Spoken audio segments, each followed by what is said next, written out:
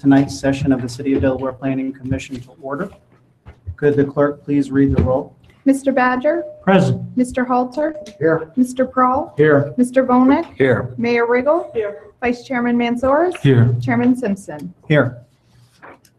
Next item on our agenda, the approval of the motion summary of the Planning Commission meeting held on November 7th, 2018, as recorded and transcribed.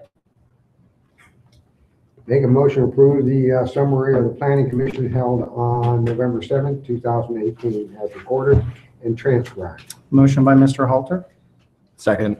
second by Mr. Volnick. Mr. Badger, Yes. Mr. Halter, Yes. Mr. Prawl, Yes. Mr. Volnick, Yes. Mayor Riggle, Vice Chairman Mansoris, Yes. Chairman Simpson. Abstain. Moving on to the next item on our agenda, regular business. Could the clerk please read item A into the record? Item A, Heatherton, Section 8, Case 1, 2018-2933, a request by Pulte Homes for approval of a final development plan for Heatherton Phase 8 for 42 single-family lots on approximately 12.8 acres zoned R3 PRD, one family residential district with a planned residential district and located on Boulder Drive, Elbridge Street, Gwinnett Street, and Clymer Street. Mr. Chairman, I was just going to say our applicant was, let us know he was late, but he just walked in. We're good on this. Case 2, 2018-2934, request by Pulte Homes for approval of a final subdivision plat for Heatherton Phase 8 for 42 single-family lots on approximately 12.8 acres zoned R3 PRD, one family residential district with a planned residential district, and located on Boulder Drive, Elbridge Street, Gwinnett Street, and Clymer Street. All right, I'll be taking this one today. All right. Heatherton Phase 8 is located west of Houck Road and north of proposed Boulder Drive. This phase is for 42 single-family lots on 12.8 acres. The site is zoned R3 and is the last phase of this subdivision. The preliminary development plan and rezoning of this property was approved by City Council in 2001. The detached condominium portion of the development was completed in the mid-2000s, and the single-family portion started construction in 2013. Phase 8 will have access from Clymer Street and Elbridge Street from the north and Boulder Drive from the east. Public sidewalks would be required along all public streets, and a bike path on the south side of Boulder Drive shall be constructed by the developer and maintained by the city. There appears to be no qualifying trees that will need to be removed, but Chapter 1168 of the tree preservation regulations would apply if any do get removed. Here's a breakdown of Heatherton. Phase 8, highlighted in blue there, is the last phase. The minimum house size shall be 1,500 square feet for ranch homes and 1,800 square feet for a two-story home. Any additional bedrooms over 3 will require another 200 square feet added onto the house. There's no public park space in Phase 8. However, there is a park in Phase 5, and there are 32 acres of open space that have already been dedicated just south of future Boulder Drive. And if there's any questions, staff would be more than happy to answer them at this time. Thank you. Thank you. Any questions for staff this evening?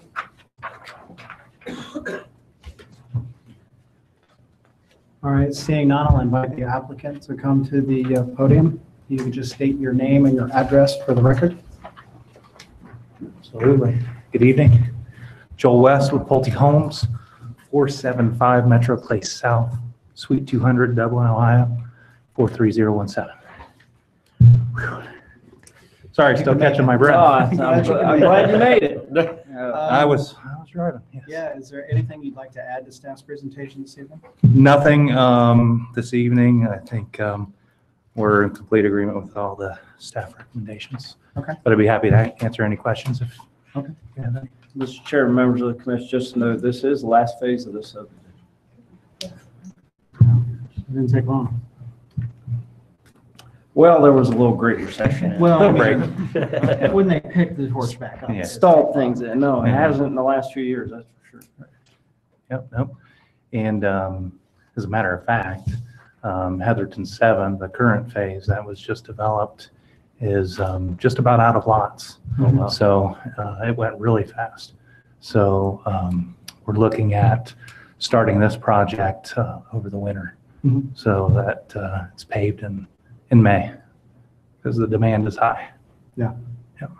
Joel, do you know what the houses are transferring? The sale prices are? I was just gonna ask if you got a range of prices. I haven't looked at it recently, but I believe they're in the last time I looked, they're probably in that a little over 300,000 plus range. Yeah.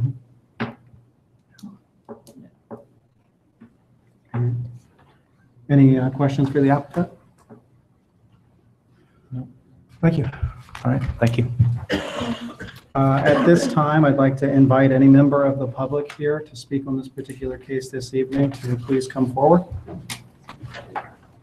Seeing none, I'll bring it back to the commission.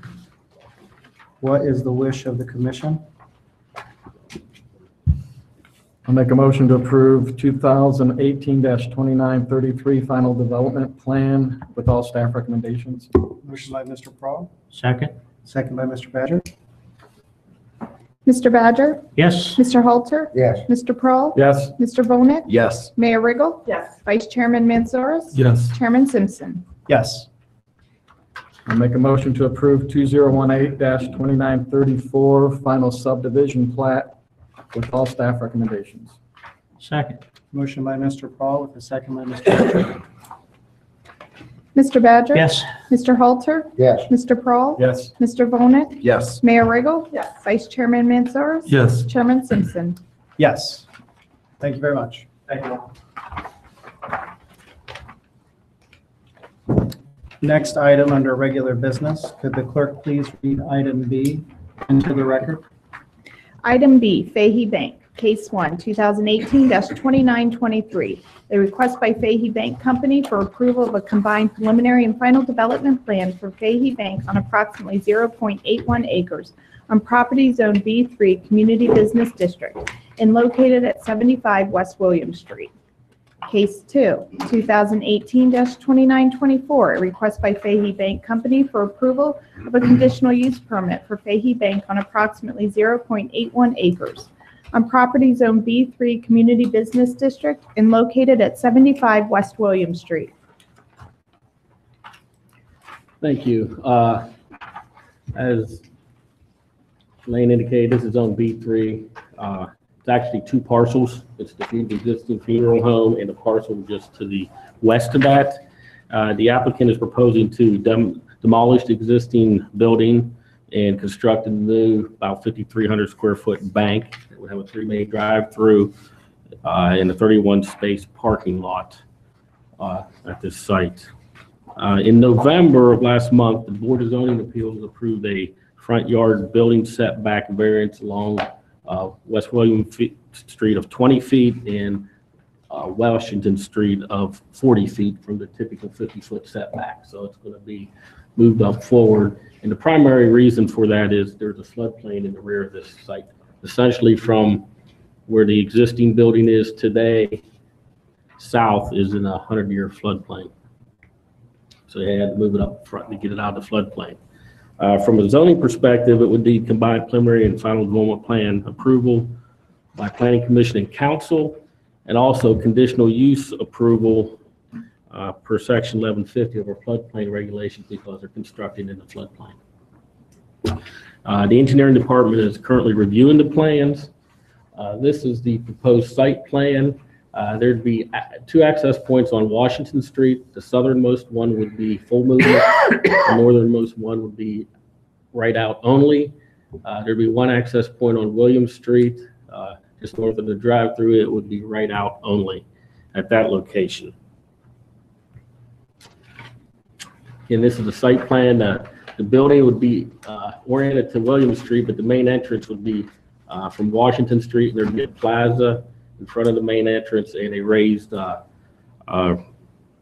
planter in that area at that location with shrubs and the like. There'd be mechanical equipment relocated into the rear of the site, and that would be buffered by landscaping in this area here. Tree removal, there's no qualifying trees on this site. The trees along the Delaware Run, which is just south of the site, all those would be preserved. If any would come out, they'd have to replace those. From a landscaping perspective, we're proposing street trees, interior parking lots, trees, and foundation landscaping that appears to achieve compliance with our code. Signage on the site, they're proposing signage fronting West William Street and on the raised planter fronting Washington Street, and that appears to meet our minimum requirements. This is the building they're proposing. It's going to be a 2-story brick and limestone building with several windows with grids capped off with a flat roof. It's pretty modern looking. It looks pretty nice. There will be brown metal siding located below the fascia of the roof. There'll be limestone wainscoting along the entire building except for where the sign is out front. That would be brick to grade. Staff does recommend that the limestone be blue vein or equivalent to be consistent with our typical requirements for that material. Also, as I indicated, conditional use approval is required, and our code does not allow any fill in the floodplain, the 100-year floodplain. If you look on the aerial, they're going to be removing the existing parking lot and stormwater lines, and the cut and fill will balance that area. Therefore, they're not adding any fill to the within the 100-year floodplain, so that is approvable per our floodplain administrator. Therefore, they meet the conditional use permit requirements that are identified in the report. Staff approves the combined preliminary and final development plan with 7 conditions and the conditional use permit with 1 condition. I'd be happy to answer any questions you may have. Mr. Chairman, I just note that we appreciate Fahey Bank's potential investment in our community, and it'll be the first branch here, obviously. I think we all know that. On an infill site, one of which, the one that appears vacant today on aerial photograph, was the old armory, which was torn down several years ago, but at least since 2005, since I've been here, at any rate. So that was pretty much all a hardscape site not too long ago as well. But we appreciate, it's not the easiest site either, and we appreciate Fahey going through with the Board of Zoning Appeals and now before you as well, and on the City Council after you. So appreciate all your work and the team that you've put together and the meetings that we've had. We're happy to answer any questions you might have. And also, there's a materials board. I Yes. think the applicant can show you. Here, I'll find that. So Lance, right off of William on that William and Washington corner, Yes. there's that pseudo driveway that leads to like 2 posts or old pillars. Are those being taken out? Right on the corner of Washington and William. In this area? Yeah, there's like it used to be a driveway of some sort. It ends at the sidewalk, and at the sidewalk, I think there was like 2. That was 2 pillars from the old armory that were saved at the time. And I think the bench too, but I think there's a bench out there. I don't remember. I don't, we'll let them speak to as to whether they're going to preserve that or what they're going to do. Okay. But, so my question is, well, I guess we'll figure that one out. If it goes away, can we add a parking space on William Street on the corner there, or is that too close to the intersection? Too close. Too close? Okay. So, but what about the street parking on Washington? Is that going to go away, or is that completely gone away? Good question. So on-street parking, there will be 1 space on William that will have to be eliminated. Okay. If you can kind of see in that aerial there, to get back to that, there are 3 spots between the intersection and the existing curb cut on William. Mhm. So the rightmost spot will need to be eliminated for their new drive. And then along Washington, parking is permitted so many feet back from the intersection all the way south along their whole frontage. At one time, there was probably some parking restrictions for the old Armory curb cut. So their new curb cut at that location will require the elimination of some on-street parking spots. Okay. I think 3 at the maximum 4. Those spots aren't striped, so it's kind of hard to tell exactly which ones. But to dovetail on that, if I may, Commissioner Pearl, Parking and Safety Committee elected at this time not to take this up as an agenda item. Okay. And to just, after tonight's Planning Commission meeting, to allow that to go directly to council as a resolution to eliminate those parking spots as needed. So the background on that last statement is that there was some staff discussion about whether or not that would have to go to parking and safety. Mhm. We've sort of been in this position before where it's kind of how many times are we asking an applicant to appear before a body, especially parking and safety, which is all council, and this is going to come to council anyway. Okay. And it would be another meeting and all those kind of things. And so I think the feeling was between staff and that committee that they would prefer to hear what your recommendations are and let the development plan conditional use move through the process. And I guess if necessary, they might meet, but probably not. I mean, it would seem like definitely a safety issue if you still allowed the parking there, even though I'm sure I'm not the only one who just jumps out there and cuts across the street to Tim Hortons to grab something and run back to my car. But I mean, to me, it would be like, obviously now that you added something there to not have those spots anymore. That's going to be my opinion. So where will the northern curb cut and the southern, how will that line up with the Tim Hortons across the street? Or how? I mean, Tim Hortons, that's a good question. full, because people are going to be coming out, turning left, and now we're going to have on the northern side a right only. So I guess my first question was really going to be, do you need to have that northern cut if it's lining up with the Tim Hortons? Or if it's so close to it, just to avoid the left out of Hortons and the right out of the bank? I do think it's fairly close. I'd have to see the engineering drawings, I guess, to compare, but it's like the right out northernmost curb cut is a little bit north of the Tim Hortons full access. And so we are allowing that as a right out only. And to your second point, the applicant and us as well felt that was necessary for that strip of parking along the west side of the building, just for maneuverability, for those vehicles to be able to exit the site. Otherwise, they're trying to turn around and go back out. So we would like to have that particular curb cut. I don't feel with the volume of traffic leaving the site at that location that it would really be a problem with the Tim Hortons being roughly across the street. I think they're offset probably enough in the right way, as opposed to if it was the other way around and you had a lot of Tim Hortons traffic cutting across the main access drive here. They're lined up the other way. Okay. Offset the other way. Any other questions for staff? I'll invite the applicant to come forward to the podium. You could just state your name and address for the record. Hi, my name is Timothy Nimick. I'm with Lamont Group.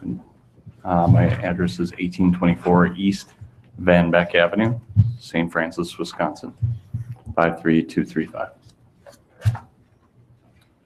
Mr. Paul had a question regarding, was it the corner of William and Washington? Yes. There's a driveway that just ends at the sidewalk with 2 pillars. What is the Right. applicant's? From our research into it, that was actually a monument that was put up for the Armory. Okay. Our plans are to, we believe at one time it had a top on it. We're going to replace that top and clean up that area so that monument will stay. We also want to add an additional monument in remembrance of the funeral home that's there too, not only to the outside of the building, we'd also like to take some of that history and bring it inside to the bank too. Okay. So there's going to be a few parking spaces on Washington and maybe a couple on Williams that will no longer be there. Any idea what the attitude of the applicant is to allow parking after hours for different festivities that occur downtown, like on First Friday and things like that? Sure, that would be a question for the owner of the bank, and I think I just got a wink, so I think that would be a yes. That's a good thing. Right. You get a wink. It might happen anywhere. Right. Right. Right. We don't have any gates in the plans, so. So the right out on the side street there, that's only for those 7 parking spots, is that what I understand? That is two-way directional throughout the parking lot, with the exception of the drive-through lanes. What we, and just to give you kind of our thoughts behind it, we wanted to make that a right out, obviously, because we didn't want to take traffic into the neighborhood. But also it was set off from Tim Hortons enough that if you're coming out of that space and you're going to turn right, you're going to naturally look left. Well, instead of having it straight across where sometimes you miss it, it's a little bit set back. So if somebody's coming through out of the Tim Hortons site, you'll be able to see it. They're offset just enough to give you good visibility to that.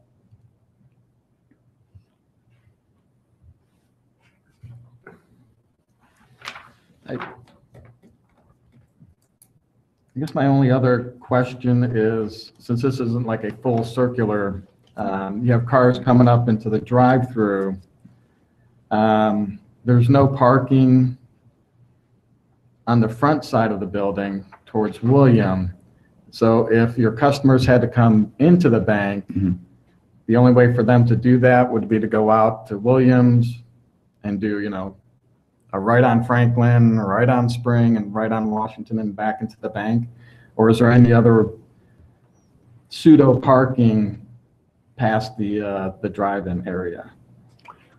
No, they would actually have to leave the site and come around and come back. That's a true statement. And it's just really the constraints of the site. I believe we took about 400 square feet out of the program that we had just to be able to make the building work on the site. It is very tight. And we got the circulation working about the best we could with the floodplain issues, in addition to just the general grading of the site. It's a pretty steep site. There's a lot of grade change from the front to the back. So.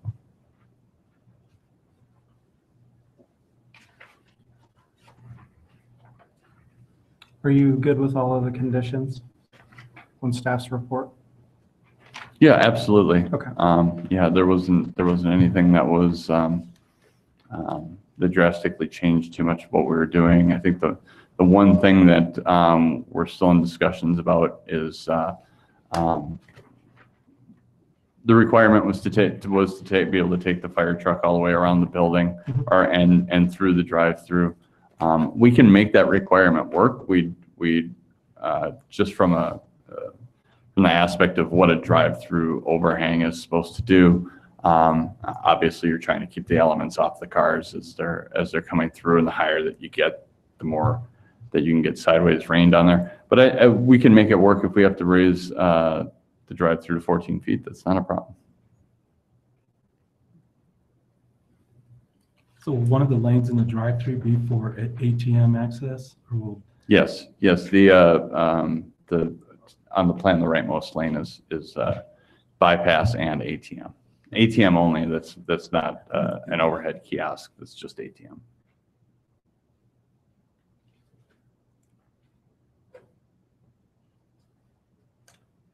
Any other questions for the applicant?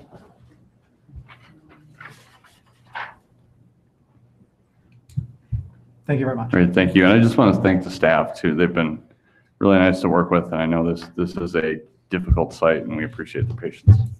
Thank you. At this time, I'll invite any member of the public here who wishes to comment on this case to come to the podium. If you could just state your name and your address for the record, please. Certainly. My name is Coleman Clarity, and my address is 2232 Flagstick Drive, Marion, Ohio, 43302.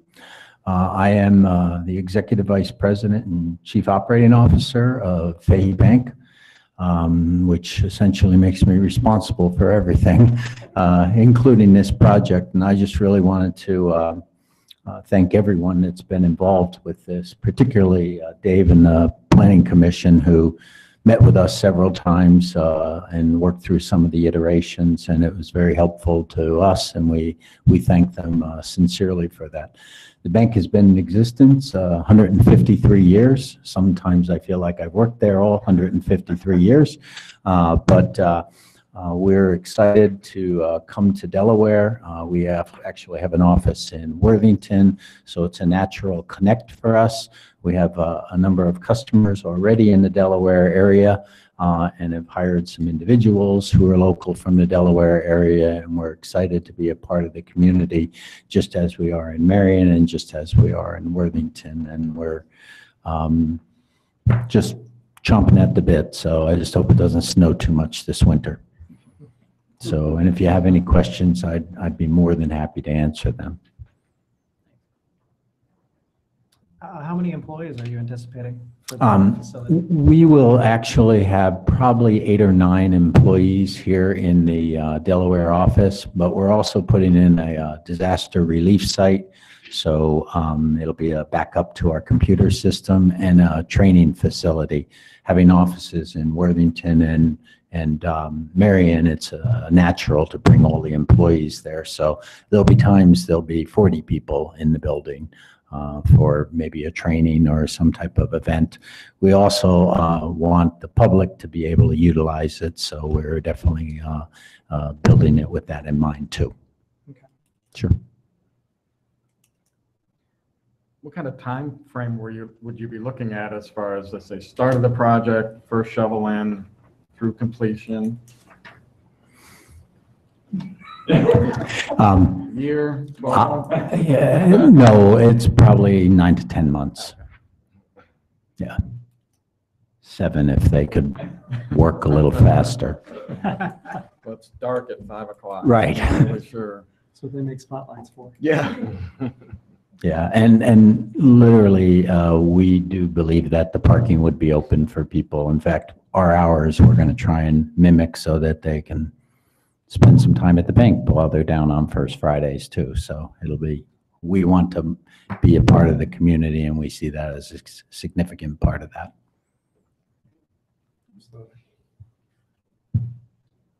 Thank you very much. Thank you. Are there any other members of the public here this evening that wish to speak on this case?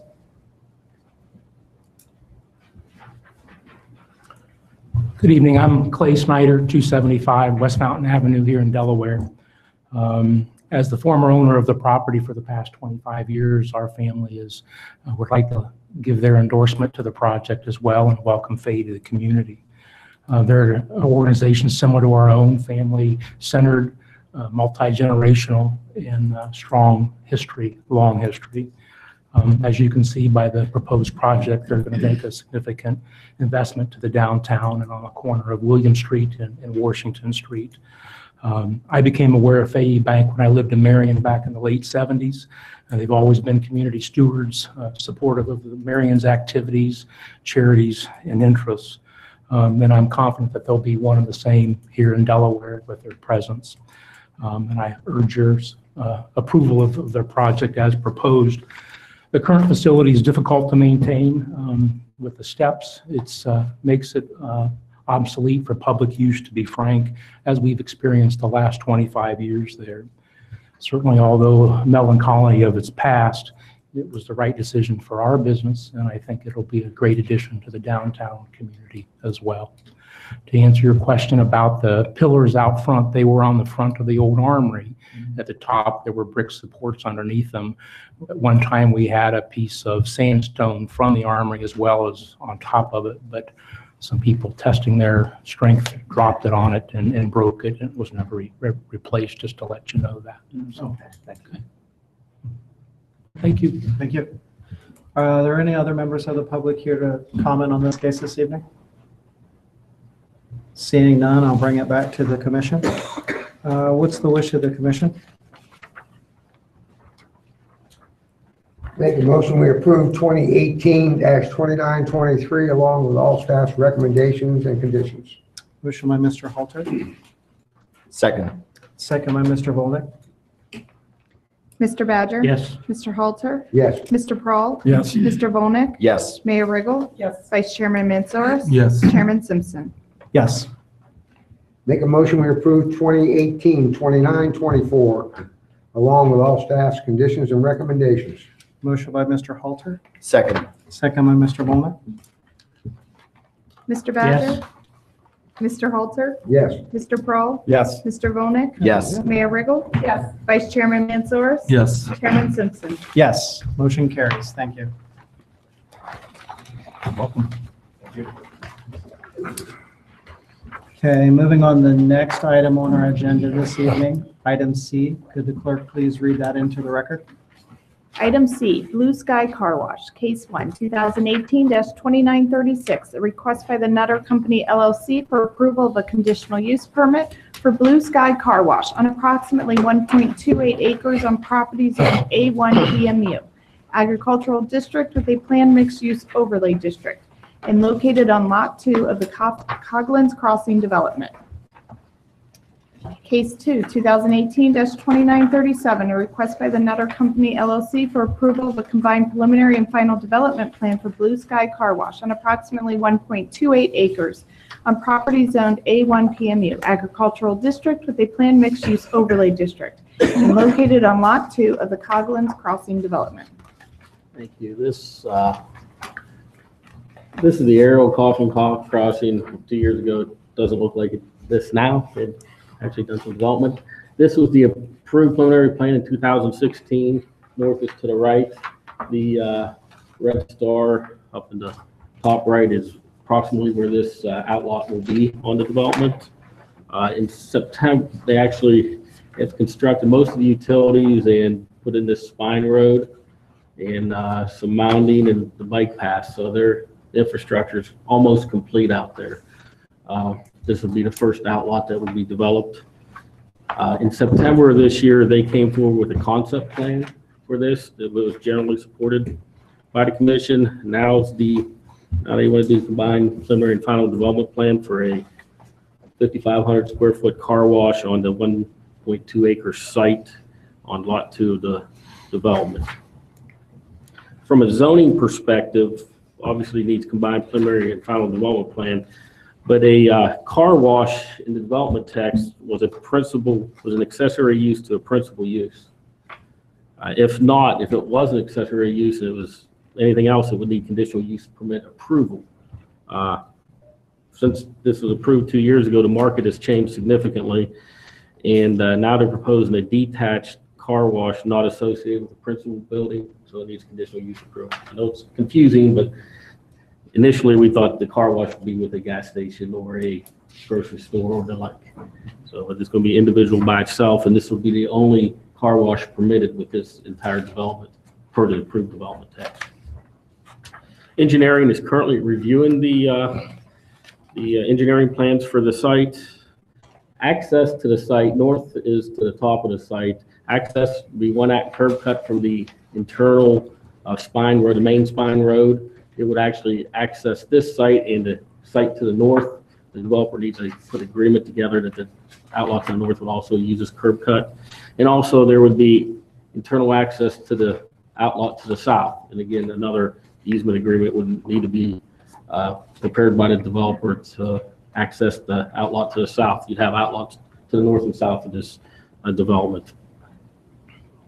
From a pedestrian connectivity perspective, on the Spine Road, there is a bike path on the west side, the east side of the Spine Road, so there'd be no bike path nor sidewalk on the west side of Spine Road per the approved development text. As you can see, this is the site plan. It'd be counterclockwise drive-through into the car wash. There'd be 16 spaces on the southern portion of the car wash with vacuums, free vacuums. Go through, there'd be 8 spaces on the east side, I guess, for the workers and the other patrons of the site. There'd be a dumpster on the southwestern portion of the site, which would have to be enclosed with a brick, with a stone wall to match the building in this case. Tree removal, there'd be no trees removed on this site. However, if you remember, the entire development was subject to a tree replacement requirement established during the development tax, and it was on a per acre basis. This site would owe almost $5,800 to meet that tree requirement. Landscaping on this site, one of the conditions of the approval was that a consistent landscape mound with trees and stone piers occur along the entire 23 frontage of this development. Obviously, this is just one outlot within the development, and staff recommends that the developer prepare that landscape plan with piers and lake for the entire frontage of the development. It'd be up to the developer if they want to install that, or it'd be installed on a lot by lot basis as it's developed. But it should be consistent where we don't have something that haphazard in the future.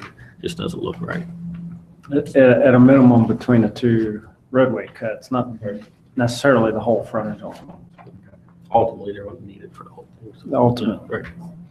So landscaping, this development meets landscaping requirements less 23, except for the northern portion, there needs to be shrubs adjacent to the access road and parking to the north, like there is to the south and to the east of the site. Lighting, they're proposing 7 gooseneck lights throughout the development to be 25 foot in height. That would have to meet the requirements of the development tax. They are proposing signage on each elevation. They didn't identify the size, type, or materials, but all the signage would have to meet the development tax requirements when it comes in. This is a rendering of the building. If you remember, it's going to be comprised of fiber cement, vertical and horizontal siding. It would have a limestone wainscoting around the entire development, and the columns of the canopy would be stone, and some walls and the like would be stone around the development. It meets the requirements of the development text for the entire development of the Pennsylvania Dutch style look. What is staff's recommendation on this?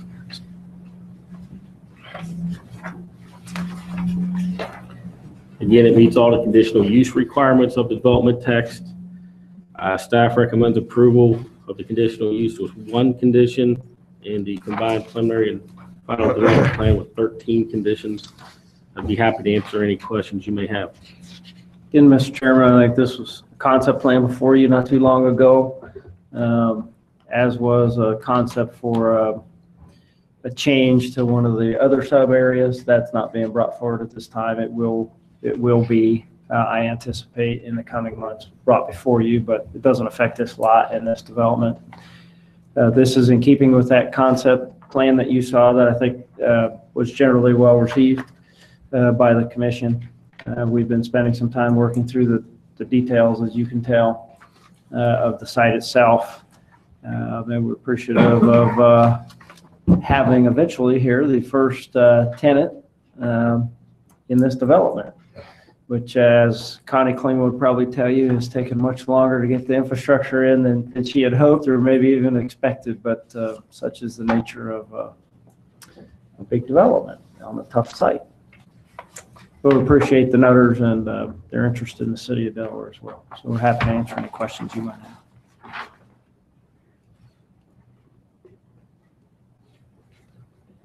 Any questions for staff? I'll invite the applicant to come forward. If you could just state your name and your address for the record.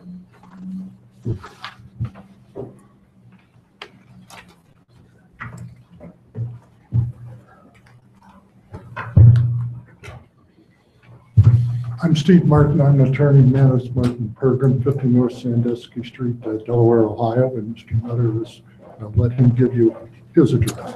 Barry Nutter, I'm with the Nutter Company, and I also run Blue Sky Car Wash, which is actually under Car Wash Depot Corporation. I live at 441 Kiesel Court in Powell. I'd like to point out that when you saw the architectural renderings, those are the very same thing that we had here in the concept review in September. And site plan is essentially the same, except it's been enlarged a little bit to comply with the various setbacks, and it's a slightly larger site.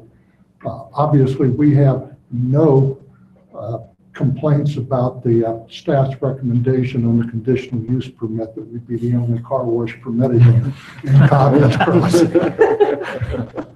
Exclusivity is a nice thing to have. Do want to address a couple of the others, particularly number 3. It says, should the property to the north and south develop, the owner of the out parcel to the north and south shall be required to utilize and perform any required improvements to complete access to the subject out parcel. Actually, what is going to happen is we will be the first in. So to have our ingress and egress, we're going to have an easement on the other parcels, and we're going to construct it, and the contract provides for an access agreement.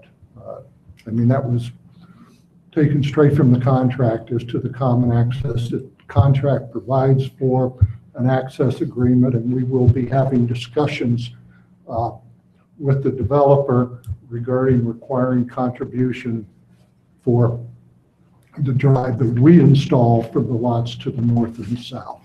But we just simply to get access to the site, he's got to put them in. Otherwise, we have no access.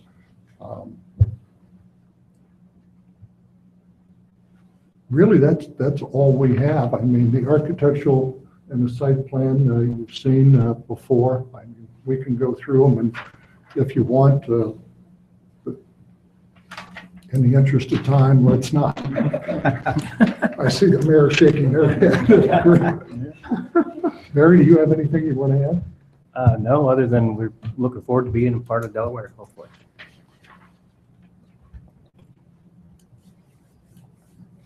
Any questions for the applicant? Tough crowd. How soon are you going to start? We were hoping to break ground in March, weather permitting, and it'll take about 6 months, 7 months, depending on weather again. Weather is always a factor. How many employees are you anticipating? We would probably have about 12 employees. Okay. And about half of that is usually high school and college. Okay. Aged kids. Any other questions?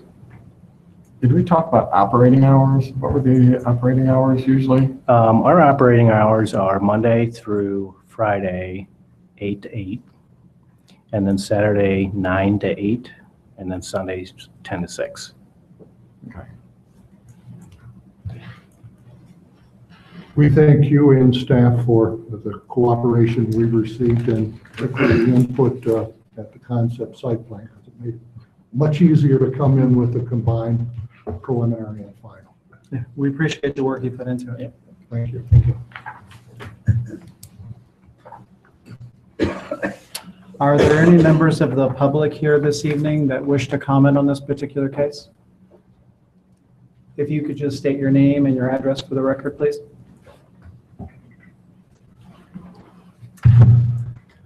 Scott McClintock, Cass Corp., representing Cogman Crossing, 6214 Taylor Station Road, Pataskala, 43062.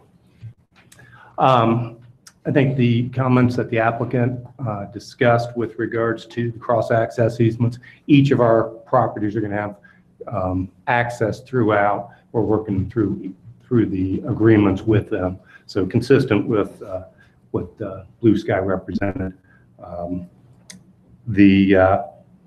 The overall US 23 landscaping plan, we're working on the overall plan of that. We've got, in our original plans, we have had it all located on the pieces that were without development in front of them. We couldn't design it until we started to see what the developments were going to be, so we could place the pillars in appropriate locations. That's just a step we've got to get coordinated with Blue Sky and each of the others.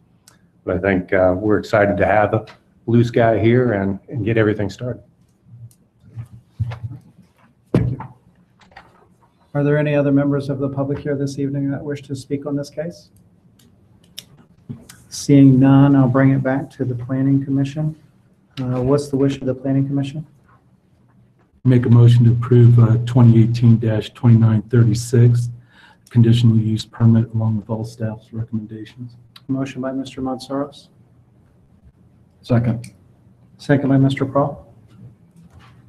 Mr. Badger? Yes. Mr. Halter? Yes. Mr. Prohl? Yes. Mr. Volnek? Yes. Mayor Riggle? Yes. Vice Chairman Mansoros? Yes. Chairman Simpson? Yes. Make a motion to approve 2018-2937 approval of a combined preliminary and final development plan along with all staff's recommendations. Motion by Mr. Montsoros. Second. Second by Mr. Prohl. Mr. Badger? Yes. Mr. Halter? Yes. Mr. Prohl? Yes. Mr. Volnek? Yes. Mayor Riggle? Yes. Vice Chairman Mansoros? Yes. Chairman Simpson? Yes. Motion carries. Thank you. All right, moving on to the next item under regular business. Could the clerk please read item D into the record?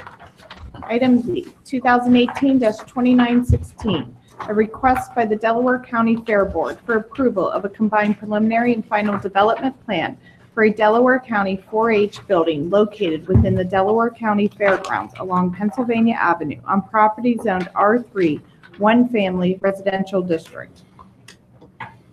Yeah, the site itself is probably the southernmost building, close to Pennsylvania Avenue, just east of Euclid Avenue. The Fair Board is proposing to replace the existing facility by demolishing the approximate 9,600 square foot barn and replace it with about a 24,000 square foot 4-H building for county. The new building would be divided into assembly area, museum, and office area. Also, there'd be 30 parking spaces in the proposal. This is blue would be the building. There'd be a new access concrete road just north of the building, going east and west, and the two existing curb cuts out there to be repaved. And then there'd be 6 parking spaces just west and a 24 space lot just to the north. From a zoning perspective, it needs preliminary and final development plan approval by a planning commission and council. This is zoned R3, which is residential. Staff has highly recommended that the board propose a rezoning to an overlay district for their entire development, fairground development. That would match your master plan to ensure orderly and expedited approval of any future expansions of the fairgrounds. It is staff's understanding that those plans are in the process of being prepared and would likely move forward in the near future. Therefore, staff has been willing to compromise by advancing this case with conditions of the future rezoning application on the fairgrounds. The engineering is being reviewed as we speak. Pedestrian connectivity, there is a sidewalk along Pennsylvania Avenue between Euclid Avenue, but there is no sidewalk west of Euclid Avenue to the fairgrounds or to the Army Reserve area. That needs to be discussed in the future rezoning.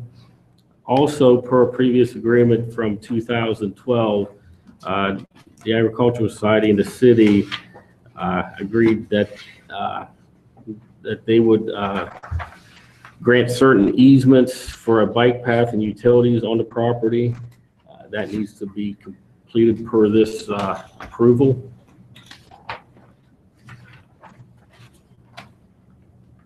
As I indicated, there would be the building would replace in the existing building about the same location. There would be a patio out front facing Pennsylvania Avenue, and there'd be a sidewalk in the rear, and they're proposing landscaping around the development. They're preparing 33 trees and 10 pine trees in this area, 20 shrubs adjacent to the parking spaces, which meets our code. With this development, and they're removing about 213 caliper inches of trees.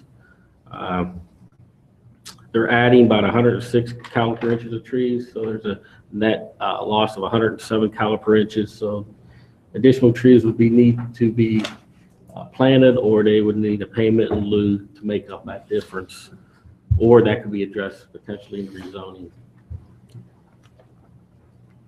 Also, this subject site, go back to this, you can see that there's alleys that are going east and west and north and south through this site and property lines.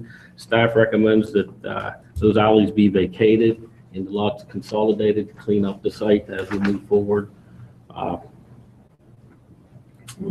Staff recommends approval of the combined preliminary and final development plan with 8 conditions. In condition 6, there was a typo. The next to last sentence should read, future building/structure development plan review shall not be approved. It says shall, and I want to include not right after shall. With that addition, those 8 conditions is what staff recommends. Mr. Chairman, members of the commission, I just have to say this, we started talking with Pat Takeoff, who's in the audience on the Fair Board, feels like a long time ago, about this building. Probably wasn't that long ago, but it's been a while in development. And I think we've discussed every one of these conditions here and discussed the future rezoning and really put this property in a zoning condition ultimately that reflects the very unique uses that go on this property. But all that said, I just want to say thank you to Pat and his team. I mean, when we last talked about the architecture of the building and the, our thoughts, I never envisioned it would come out at this high a quality. It really is amazing. It's amazing, and it's going to make an amazing transformation to our community and the fairgrounds, and hopefully it will be the first of many improvements on the fairgrounds as we move forward. And so I think from a staff administration level, what we're trying to do is facilitate this gorgeous building moving forward and needed building while we plan adequately for the future with our partners of the Fair Board. They're not going anywhere. They're going to be here. So we feel very confident about moving forward with them on some of these other items as well. But we do recommend approval and happy to answer any questions that you might have.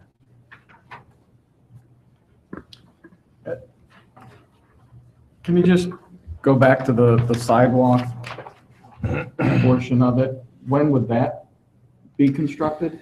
So what we've talked about, there's a sidewalk right in front of where this building is today. So if this were a standalone building, we wouldn't even done, right? But as part of the overall fairgrounds, and remember they touch US 23 as well, but here on the Pennsylvania frontage for now, there's a hole in our pedestrian network. It's kind of hard to see with spotlight, but from the old, right there where Lance's showing you.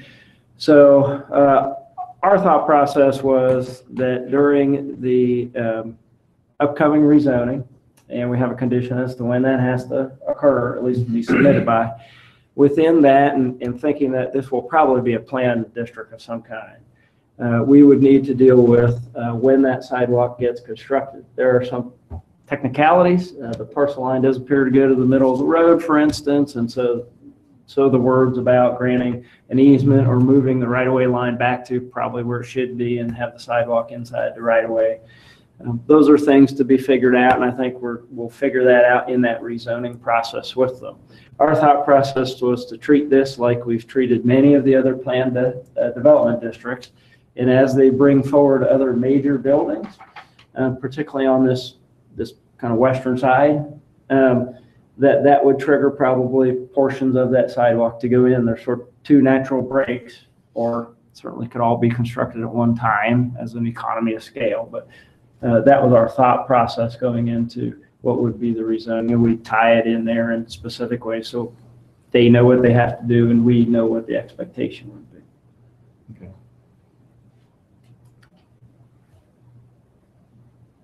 Right now, there is a sidewalk on the south side of Pennsylvania, so it is possible for the public to move across the frontage of Pennsylvania.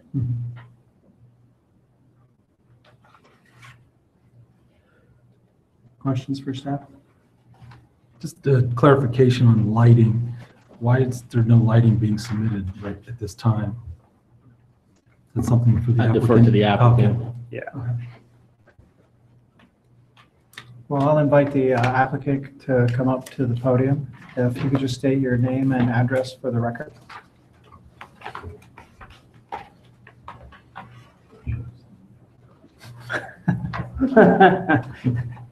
Who's getting the hot seat?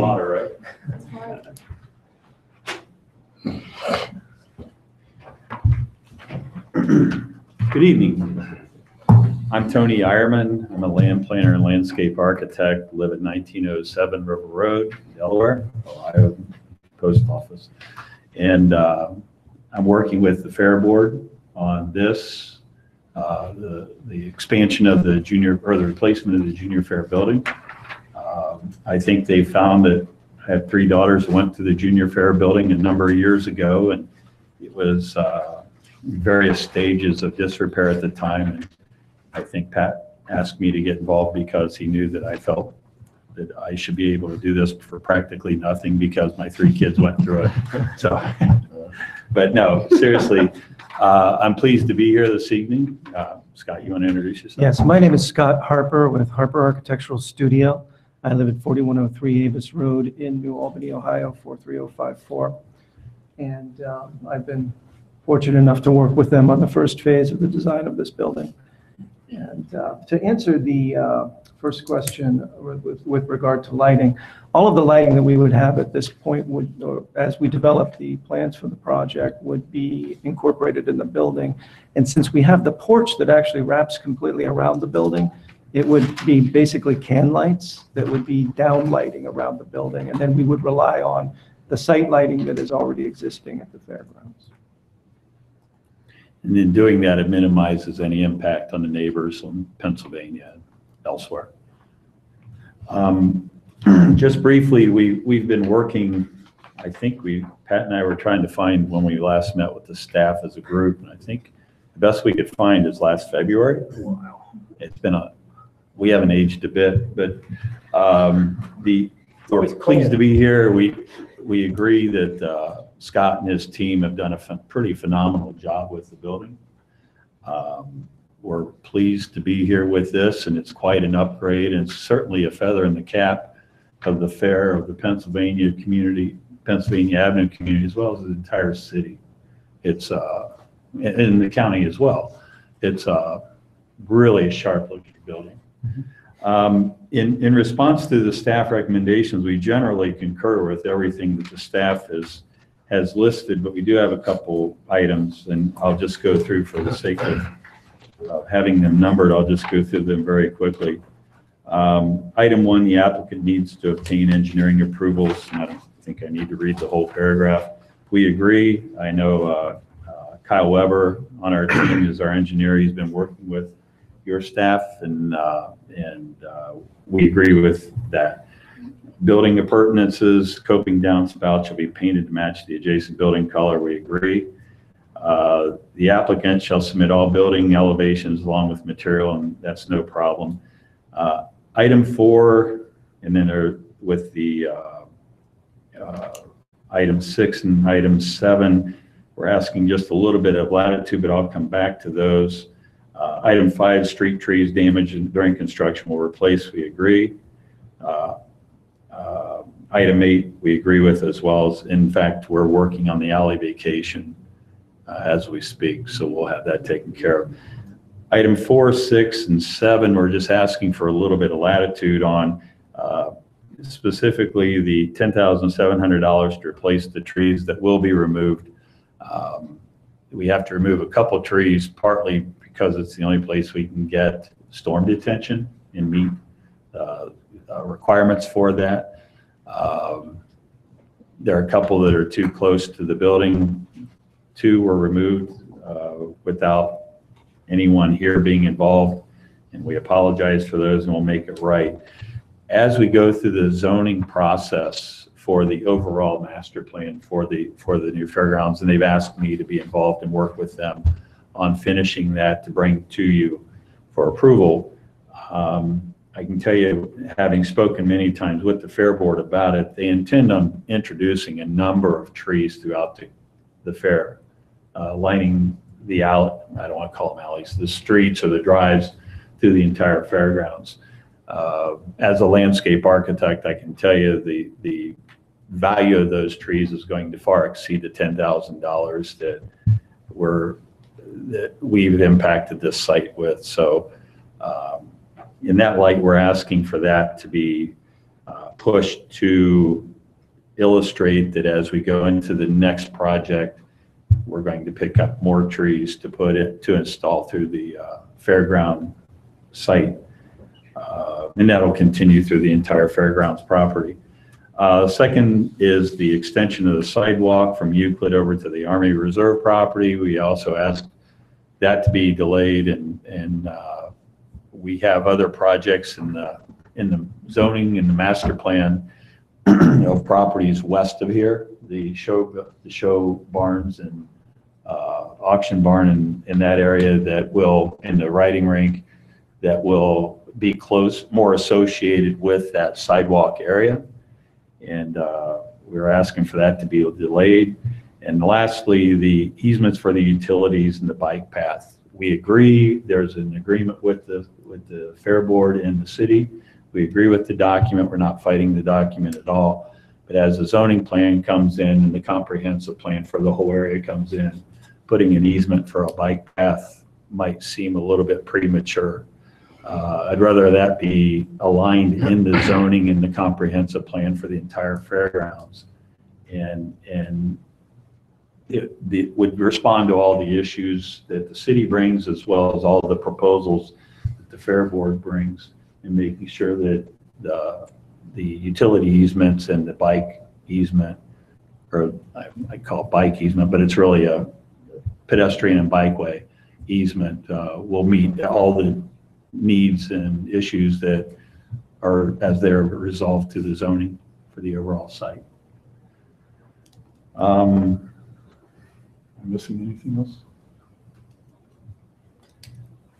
We've enjoyed working with the city and intend on being around for a long time, as Dave said, and look forward to continue working with everyone, and look forward actually to come back with the zoning plan sometime long before the 2020 date that was meant June 1st, 2020. So with that, we ask for your approval.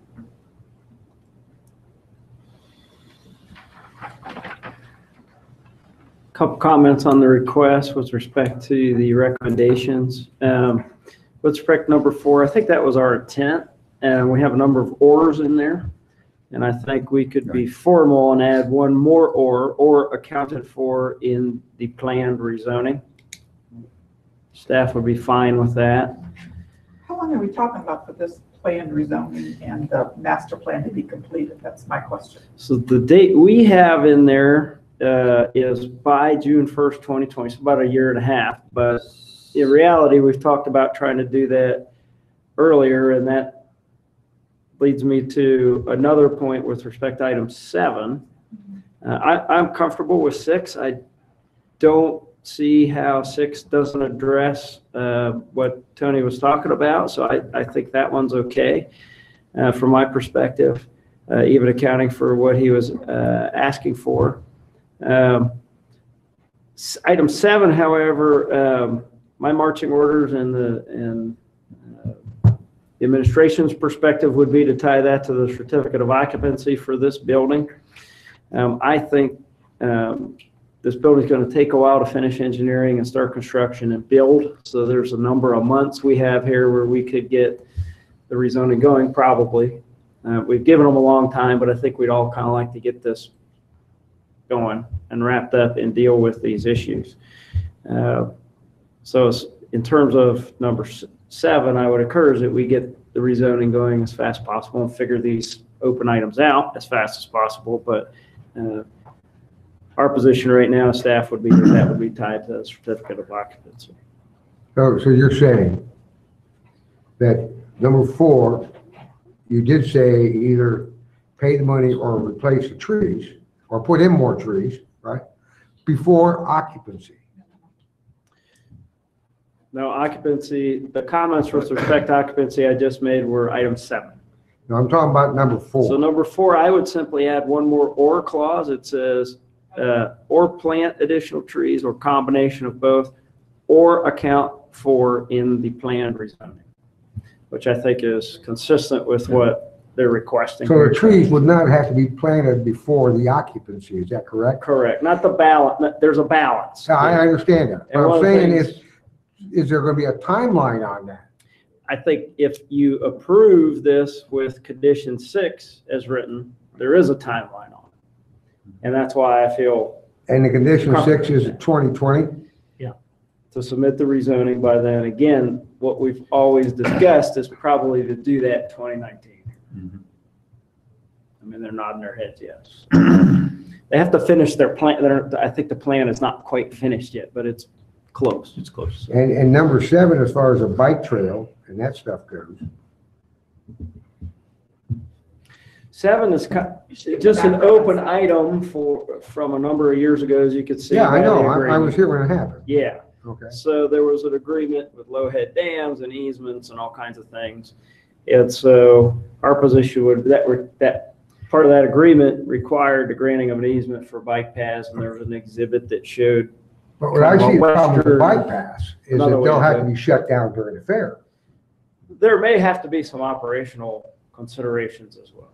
I mean, you know, if To me, not, that's more an there'll be an awful operation. lot of people getting in the fair free. Yeah. Which I kind of like that.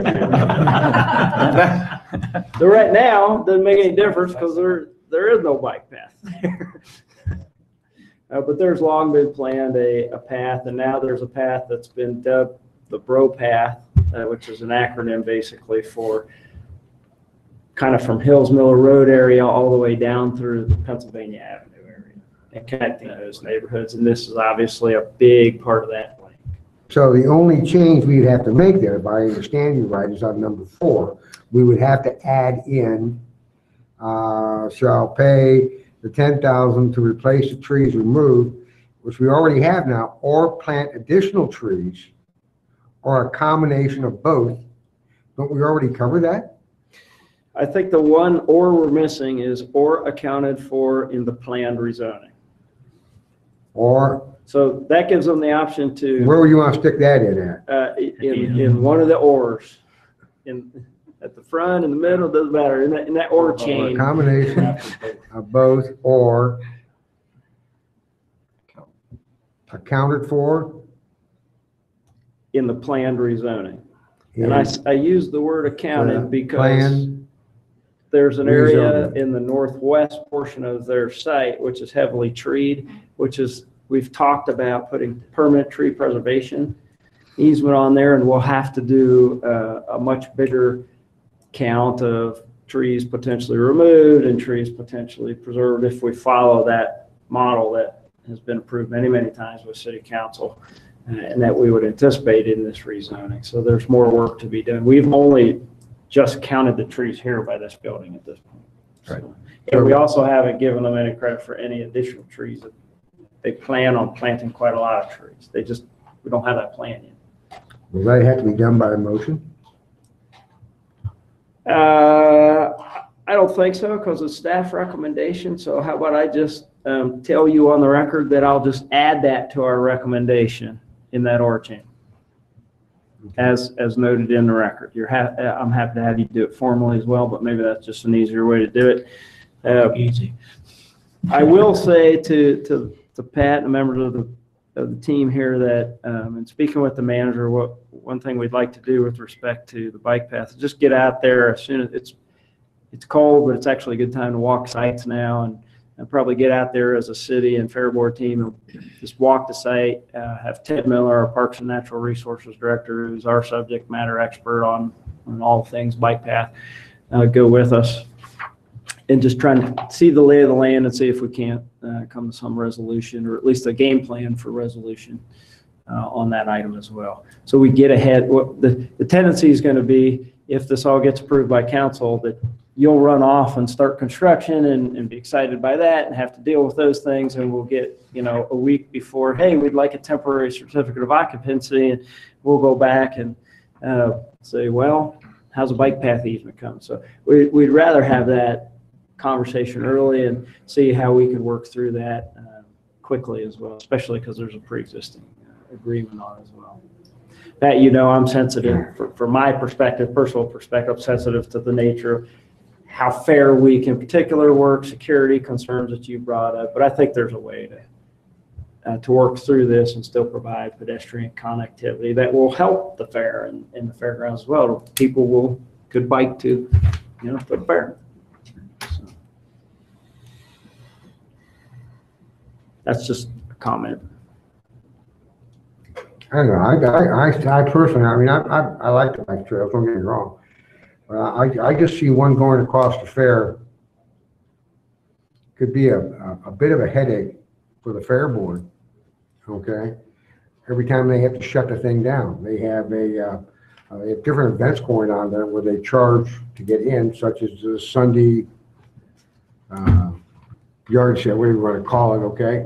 Shut it down then. And then, you're going to shut it down for the fair. And I know they're hoping to build the fair up so the grounds can be used year round for events that they'll charge parking for. And all of a sudden, they're shutting the trail down again. It's going to make the public, they're going to blame the fair board for it, and they're going to be unhappy with the fair board. I could see one around the perimeter of it on the outside where you could allow it to go around the fair board and not disrupt any of the fair processes going on. That's my concern. The city and the fair board can work it out, okay? And I'm not here saying I have any idea. I just think that it's, we should be very careful of that, because somebody getting up with a black eye that really intended for a nice thing that just went downhill quickly. Well, let's face it, a fairground should be there for the community. I hate the fact that there's one gate open at the fairgrounds, and I understand why you do it. But other fairgrounds are open for anybody to come on at any time. And it burns me that everything's locked up. If you want to walk your dog, you have to go through one gate only and back out one gate. And I just think it's terrible. I think if somebody wants to come in and go to the fairgrounds, they should be allowed to do it. So I saw a lady going up there on Sunday, and in fact, I don't know if it's a lady or a guy, they get to go up their car, and they missed the main entrance, I think, was the only one open. It's on Sunday morning, and kept on going to the next one, couldn't get in that one, and went to the next one and couldn't get in that one, and I think it's something Fair Board should give some thought about. Once again, it is public property, and there are times when they would like you. I agree with Carlton. We don't disagree at all with the bikeway and accessibility. In fact, they've asked me to look at that as we prepare the master plan and the comp plan. The only point that we were trying to make is the accessibility, and whether it's bikeway or vehicular or pedestrian, it doesn't matter. It's all the same. Is an element that's a key component of the zoning and the comp plan, and tying the occupancy of this building to that and the approval of that. And that could be something, it could take a year. It's pretty, the comprehensive plan, the master plan of that entire site is going to be a pretty detailed thing to come before you, work through staff, and to tie the occupancy of this building to the approval of that plan just seems like it's taking a very important thing that isn't really related to the building, the replacement of the junior fair building, and making it a condition. We're not disagreeing at all with the city staff or the city or the agreement, or full support of the document. Just trying to find the right location of the bikeway and the right means of managing accessibility, not just the bikeway, but all the access points. What year did we take up a little bit, Dan? Well, and I do think the nature of our condition tied to occupancy is really the fact that that agreement has been in place for a number of years and that really should have happened already. So, but I guess ultimately, city council's gonna have, certainly gonna have to listen to that and make a decision. We'll, as staff, will implement whatever you decide.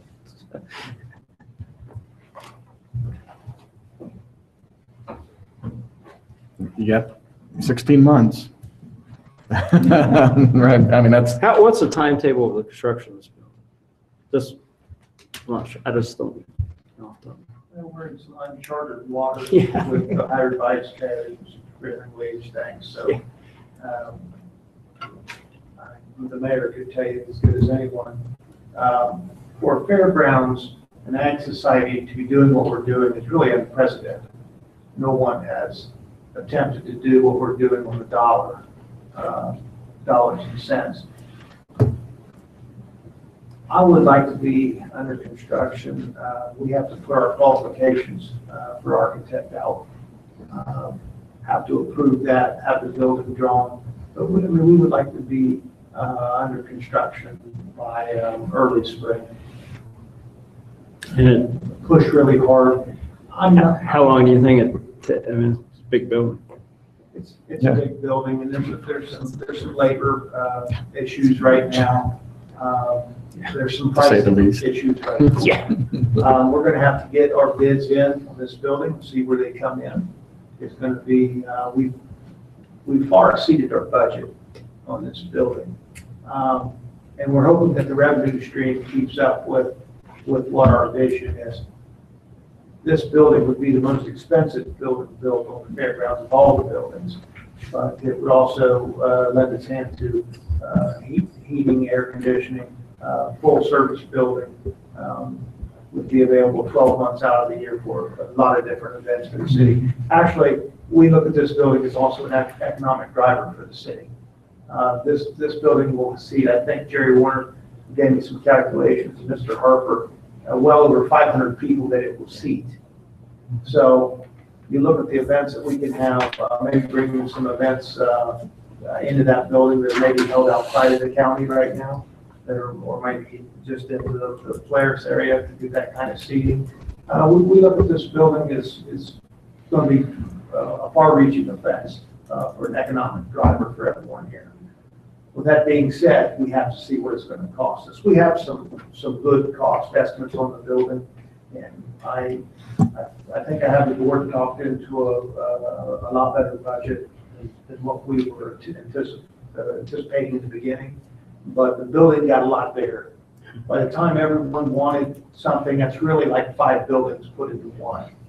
And you can have 5 small buildings and you can have 5 little small events.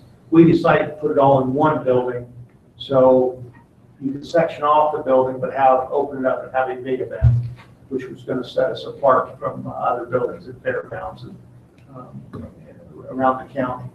So the price went up, but I still feel we can afford to build that building. I'm still very comfortable with the project. I'm hoping that our board will support it. I think we have the support on the board right now to build this facility. So I anticipate as soon as possible. We'd love to get this thing under construction. We have a lot of people that want to participate. They're ready to go. They're anxious to go. A lot of community goodwill that they want to help us with this project. That's great. So if it's spring and it takes you probably, if it takes the car wash 9 months, it probably takes at least 9 months on this, so probably spring of 2020, or maybe a little before that, or early winter of 2020, being open. I'm a little bit. I mean, it's hard because you I'm haven't. going to push it a little bit harder than that. Okay. And I think I'm going to get some gentlemen that hopefully are willing to advance their schedules for us, because it is the fairgrounds. And we're going to use the date of the fair to help push people ahead. And when I say that, I'll explain that. This building, if it's under construction and we can finish the large portion of it, let's just say it's the 4-H section, and we can get a temporary occupancy permit for the 4-H section for the fair. And then the rest of the build out would happen on a different timetable. But the open portion of the facility, it's just an open clear span steel building. So we can work through some issues, and that's with my fingers and toes crossed. But I would certainly like to put that schedule out there. Well, hearing that, council, or planning commission, one thing we could think about in condition 8 is prior to final certificate of occupancy, if you'd be open to that, which wouldn't preclude them from theoretically getting a temporary certificate of occupancy for part of this building. That's not unusual in big buildings or commercial buildings where a portion of it is temporarily occupiable and there's other things that have to happen, including the whole building has to get done and occupiable. But and I can rest you assured that every applicant will want that final occupancy if for no other reason than their insurance company wants it. Yes.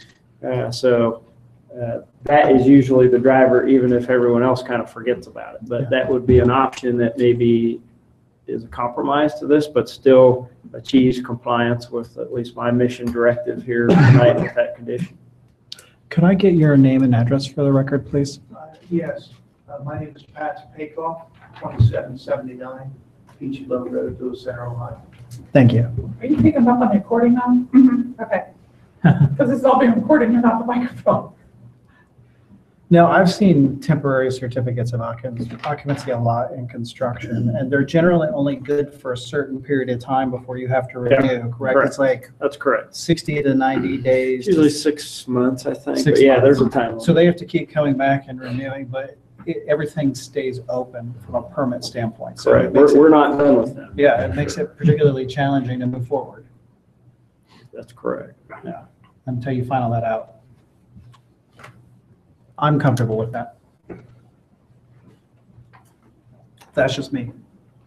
Given the nature of the discussion, I would prefer if maybe you all added that in, if that's your pleasure, rather than me do it as a staff recommendation. That would be to item 8, and you would need to move, second, and vote on whether you want to change that recommended condition to final certificate of occupancy.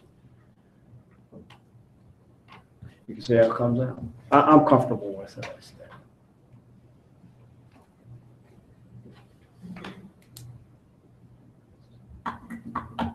Why do we have to vote on that one and not the other one? It's a Well, staff recommendation. I hear maybe some from the mayor, some thoughts about keeping that open and making sure that that one gets done. It's just been out there for a long time. I'm sorry, it's not item 8. I was going to say, this is in the alley. I'm sorry, it's not item 8. Excuse me. Excuse me. It's item 7. Yeah.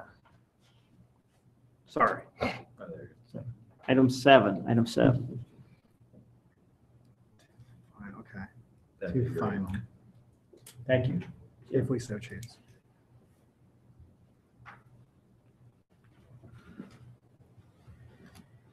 I guess the only thing I'm concerned about, it would be the time between when we issue the occupancy permit and then the actual finishing of the building. That would be, if I was going to have any concern at all, that would be it. Now, I understand approving the occupancy, okay, for insurance reasons and just everything else. Once again, I have no problem with that. But I'd like to know that there is a date when it will be finished. And I think that needs to be a condition on it, that, whatever's a reasonable amount of time, that there should be a date of completion on it. That's just my opinion. Other than that, So I you're have no saying problem. that after a temporary certificate of occupancy is Well, granted? instead of the temporary, we want to give them a occupancy, right? What inserting the word final would be in item 7, the correct item here, would require that these easements for utility and bike path be in place before the final certificate of occupancy for this building. Doesn't change the rezoning and that kind of stuff. And based on the timeline that they're talking about, I'm comfortable with doing that. We do have the previous agreement. If the whole project for some unforeseen reason doesn't move forward, I'm sure we'll still be talking about these with the Fair Board.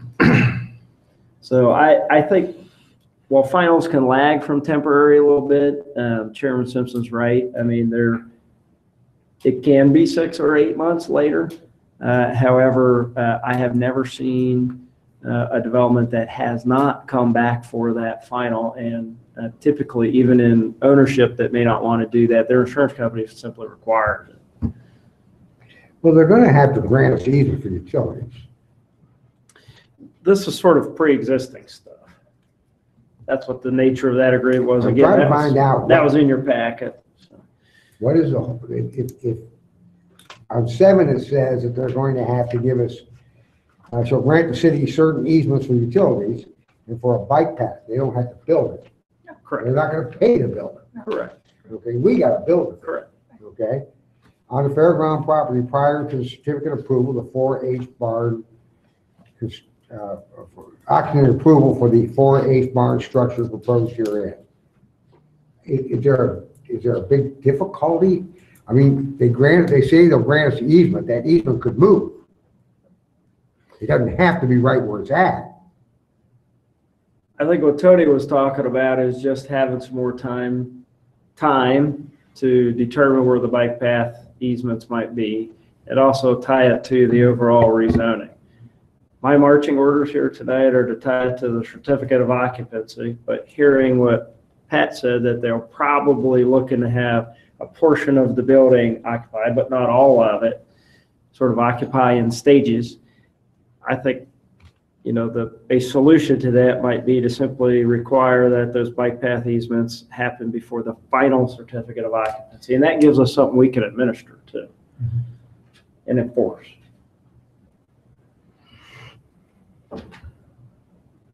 If I may. So I'm looking at the mayor. If I may. She's not nodding one way or the other right now.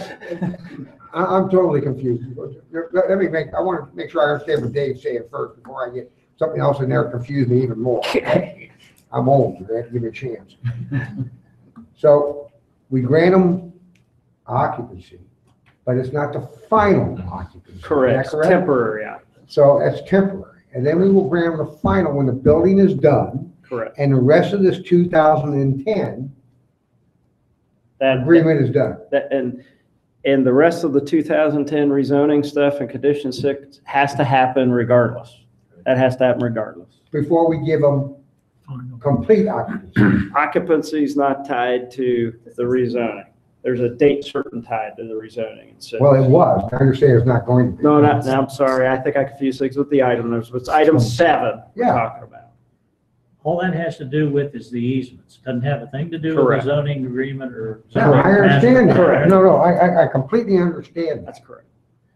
So we give them the temporary. And then when they get done finishing the building out, the rest of that has to be done. Is that what I'm understanding? The easements for the bike path Yeah. have to be done.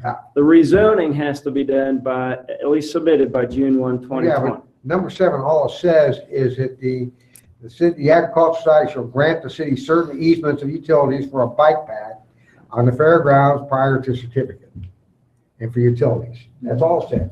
Correct. I don't see a problem with that.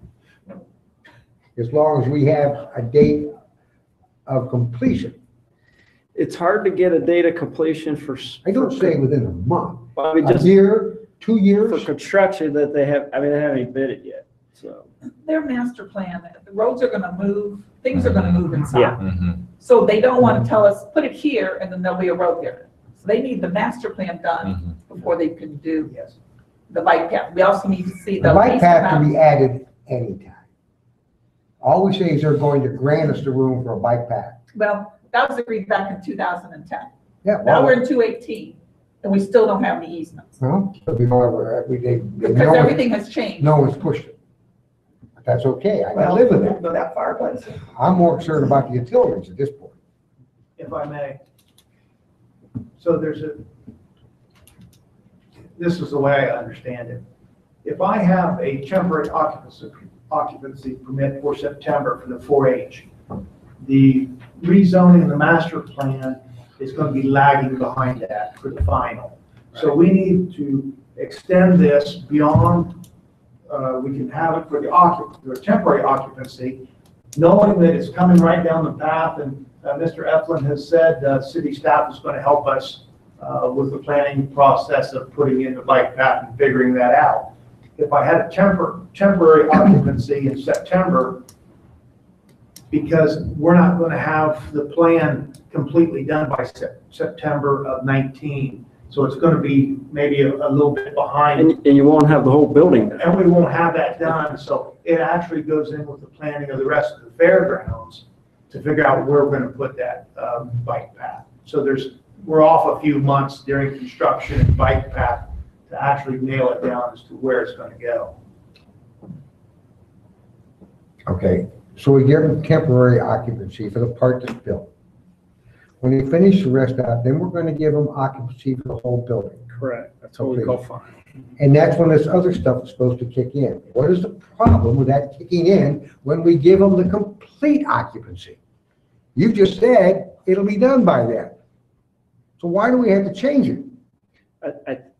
I think we're 9.9% saying the exact same thing. Although 0.1% is just the difference between the bike path and the easements and a master plan rezone, which are two different activities that can occur on their own timetables. The bike path and easement are really tied to this building. The rezoning is tied to a date we picked.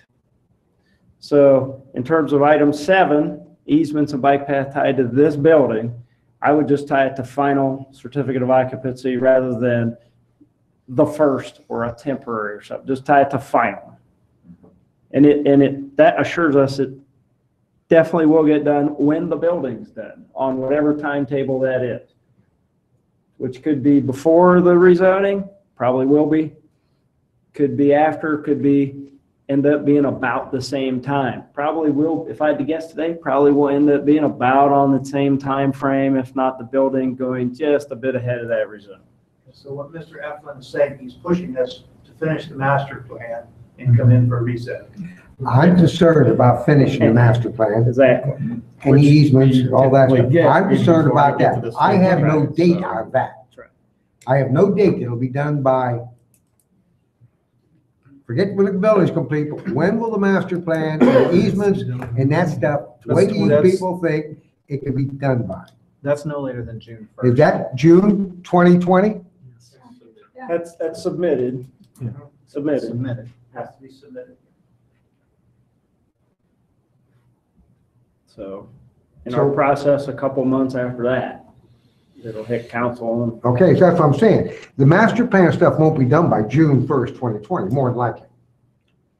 won't be approved or Has to be not submitted by by city then. council. It would be approved or not probably July 2020 or August 2020. Unless there's some huge problem. So the overall master, see, I put in there what you think it should be. I'll tell you what, it's My problem is I can't I don't control how like- many meetings you guys take. I can't control how many council takes, but I can control when I require their submission to come in, and then it's in our process. So if we take 6 months to make a decision, then my opinion would be that's on us. So we say that the rezoning and the overall master plan should be occur no later than December 31st, 2020. Is that enough time? No, leave it alone, we've got June 1st. You're gonna step He's saying done. We're saying submitted. Right. So I want some- he's looking for an end date, not a, okay, it's submitted. Yeah.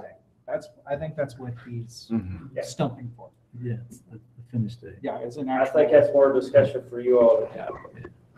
I understand what you're saying. Because we made an agreement with them back in 2010 that hasn't been completed yet. Again, I'm sure for that one. Again, that's bike path, I think. And it still isn't done. That's bike path. Regardless, it's still not done. 8 years later, and we're still waiting on it. Okay? I want some type of date that this is going to be submitted to the city of Delaware. Been approved by them and submitted to us. That's all I'm asking for.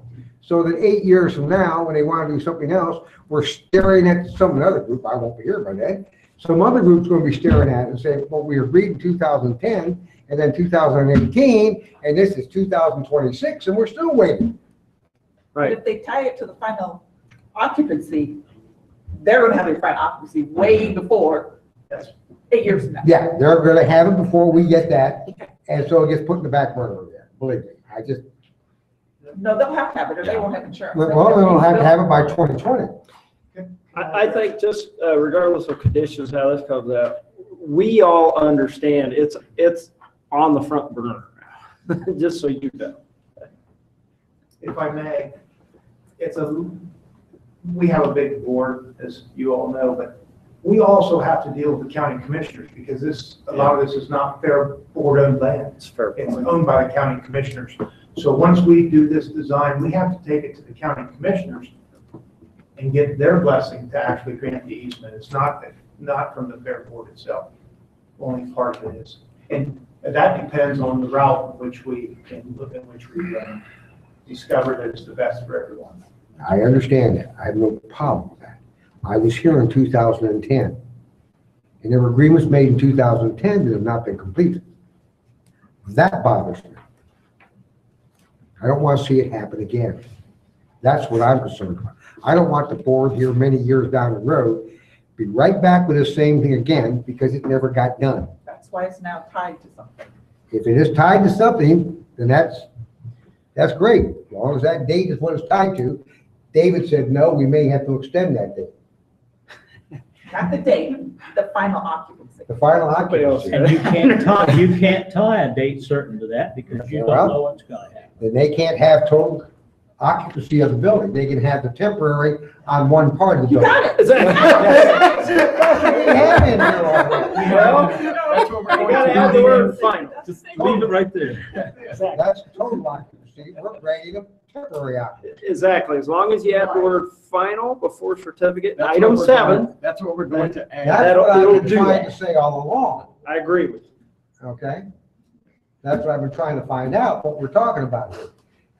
But my still concern is that final occupancy can string on for as long as they want to. It's not in their best interest. Maybe not, but they could.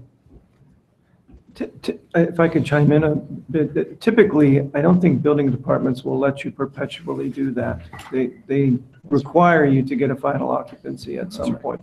They may grant you the temporary, but it is going to be time limited. Well, here's the thing, because that's my department in the city. If we get to a point where the city manager and ultimately council directing him feels as if it's dragged on too long, we can simply pull the temporary and they cannot occupy legally that building. Now, none of us want to get there. We're not going to get there, but that would be a hammer. Yeah.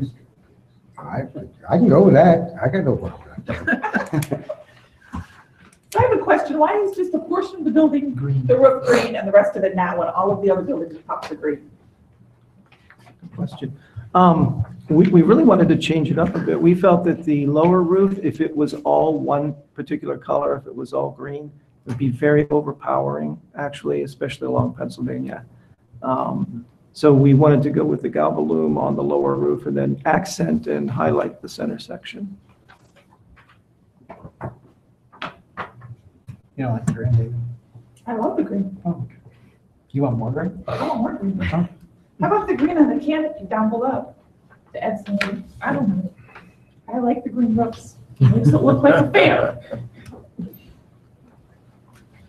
Just my opinion. Permits to roof color. What'd you say? How do we go from permits to roof color? Covered the full range now. Just about. We thought the same thing as the mayor did until it was printed on bar reuse. And then it was a lot of green, because that's a big roof. That'd be a lot of square footage. The Galvalume roofs tend to kind of blend with the sky. They go in back. The the pitch falls away from you and the galvalume roofs tend to disappear and not be noticed quite as much. And that was the main reason for it. We did try it with a variety of colors, including red, to change it up in the center section only. And the consensus was that it really should, the center section should match the, some of the green on the other roofs. I like that the green's understated, personally. And there would be a lot of green. The roofs on the cupolas are green. Oh, the roofs are green.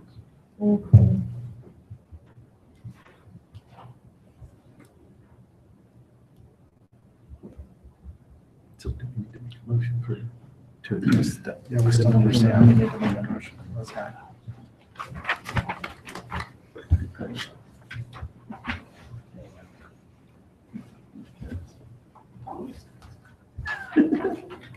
Yeah, why don't you tell what else going to be, I mean, you're going to move the fair building, the fair office in here, the extension office in here. Why don't you tell everybody else what all's going in here? When we originally designed the building, the Ag Extension Agency was interested in coming in as a tenant of One Stop Shop Agriculture. When we started the discussions, it sounded like it was a real possibility. But what happened through the county commissioners and some funding things, and it sounds like they're moving, they're going to become, the county's becoming under one roof at the county JVS. And they're taking the Ag Extension office to the JVS, and they're going to have more room, and I think maybe a greenhouse and some other things at the new county facility in the old JVS. So that really disappeared on us. So what we did is that center section is what we call the Ag Hall of Fame. Mm-hmm. What we did when we lost that tenant to also reduce costs, we actually slid that down and made the 4-H section larger, so it would seat more people. You could have a little bit bigger, quite a bit bigger venue actually. It might even seat closer to 600 people now, but we shrunk the offices, and what we did for future is we put a future second story office above the offices downstairs. So the Ag Society and probably the director of racing and all those folks will occupy that facility, and then it'll have growth on the second story for the future. We really did. We originally designed it for a tenant to find out that it wasn't going to work. So we've had multiple drawings. David, I know you've seen probably 10 different drawings, different color groups on it. We've worked closely with Mr. Eflin and the city and the fire departments and the utility departments. We've worked with everybody. This really is the end result of all those meetings. And some people say, well, you haven't done anything in a year, but let me tell you, we've had a lot of meetings in a year with a lot of different departments and got a lot of input from a lot of people to come up with this. This isn't something that just popped up on a piece of paper one day. Mr. Harper, I'm sure, was tired of taking my calls and making changes, but they did a very nice job at the end result in this building. And that's really what we wanted, was the end result.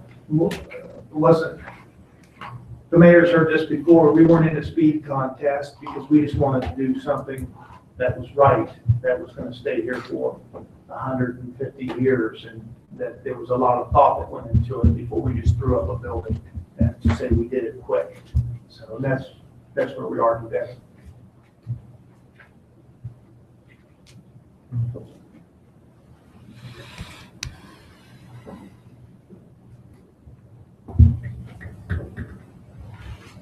Any other questions for the applicant?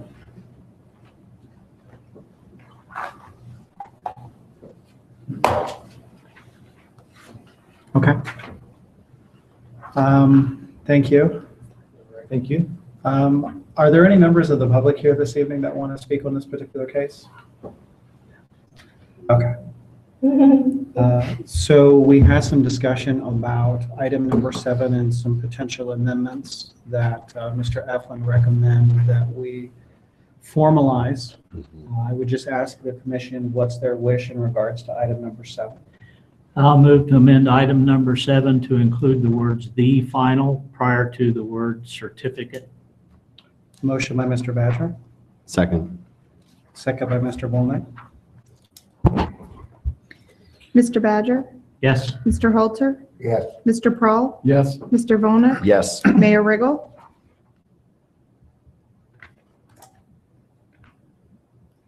Yes. Vice Chairman Mansoris? Yes. Chairman Simpson? Yes.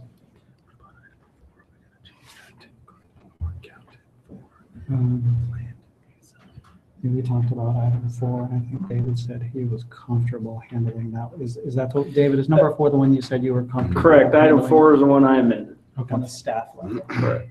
Okay. All right, if there are no other questions from the commission, what is the wish of the commission this evening? I'll move to approve request 2018-2916 with all staff conditions, including modifying condition number 4 per Mr. Eflin's comment. Motion by Mr. Badger, Second. second by Mr. Volnick. Mr. Badger? Yes. Mr. Halter? Yes. Mr. Prahl? Yes. Mr. Volnick? Yes. Mayor Riggle? Yes. Vice Chairman Mansoris? Yes. Chairman Simpson? Yes. Motion carries. Good luck. Thank you very much. Thank you. Thank you very much. I'll be seeing you soon. Yeah, how soon? When will the first reading be for this particular item? Monday. Monday. Oh, that's fast. All right.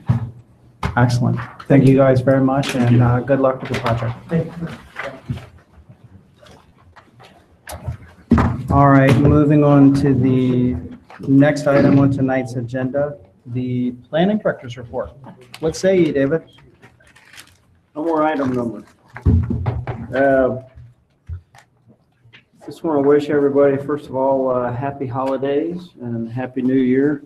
We won't convene again until 2019, and thank each and every one of you for your leadership and your commitment to the city and servicing your fellow citizens. It's been an interesting, sometimes controversial, and a difficult year, especially for you citizen planners and volunteers. But I think you've done an outstanding job with a very full plate. So on behalf of staff, we appreciate everything that you do. I would just want to give you a brief update on the comprehensive plan.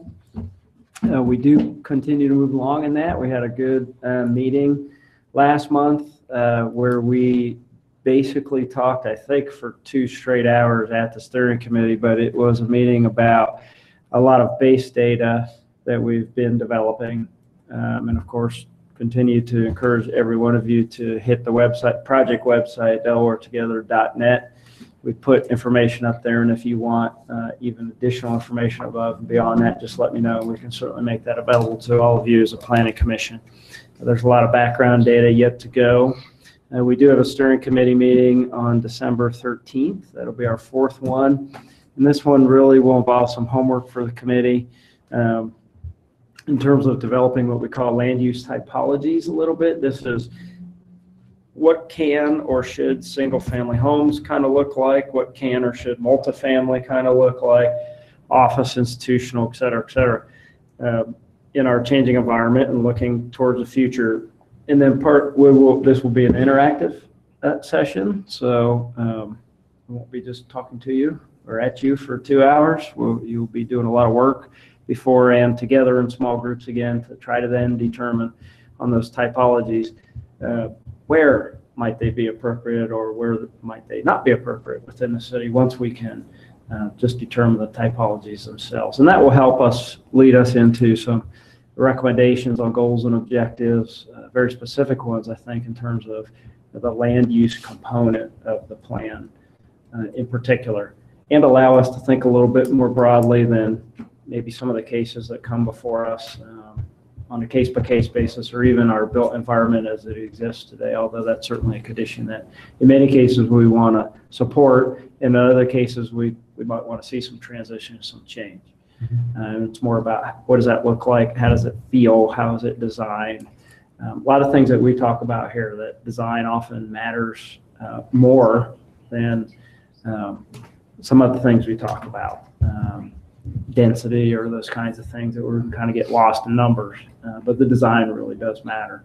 So that's all I have. I think we do have only one case right now. There's another week or so to go.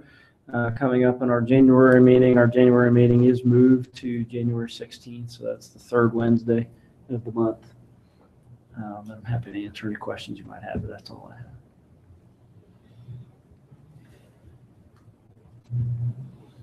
Well, let's move on to. I just have one. I noticed that this month's plan packet that, for example, under the case with Fahey Bank, under staff recommendations, you included a section number and how you describe like the conditional uses, and then another section where you describe prohibited uses. Is this something new that we're going to be seeing going forward? That's just for conditional use cases. Those are just for those cases? We'd like to include the Okay. criteria that Okay. we review it by. Right, so you'll have, what we try to do with those cases is reproduce your decision criteria for you, so you have it in front of you. That was very helpful, that's all. Just. That's the first time we had a floodplain. Oh, okay. We don't have many in floodplain, so that is a new one. Okay. For what you're seeing.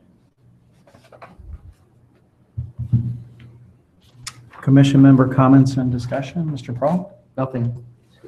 George? I just wish everyone Merry Christmas and a Happy New Year. See you in 2019, if not sooner. Yeah. I'm starting in 2019, the meeting will be moved to 6:30. We're moving all boards and commissions up. And I'll see how it works. I'd rather have 6 o'clock. We did a survey. We'll be getting a letter, but we did a survey that's kind of split. Actually, there's more for 6 o'clock, but for those that work in Columbus, I thought it might be a little difficult for them to get here. So we're going to try 6:30 for 2019. And with that, Merry Christmas. Anything going on with the 2 gas stations down South Sylvester Street?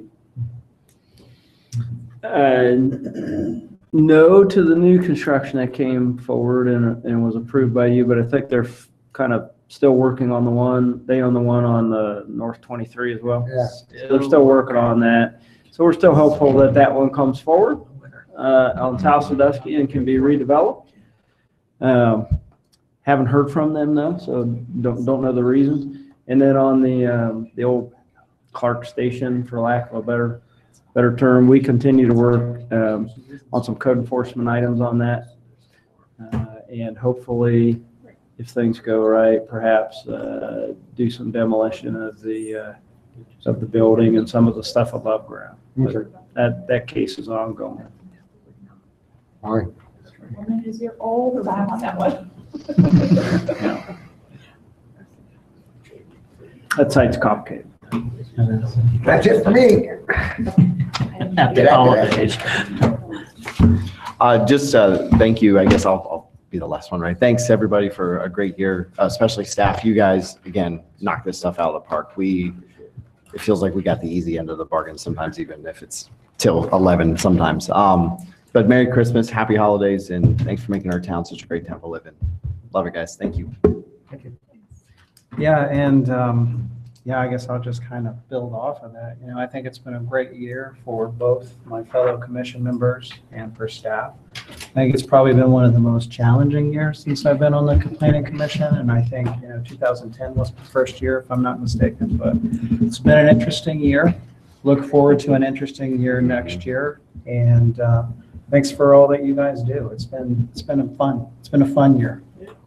The challenges make it interesting for sure. So happy holidays to everybody, and we will adjourn this meeting at 8:54 p.m. Oh wait, next regular meeting, January 16th, 2019 at 6:30 p.m.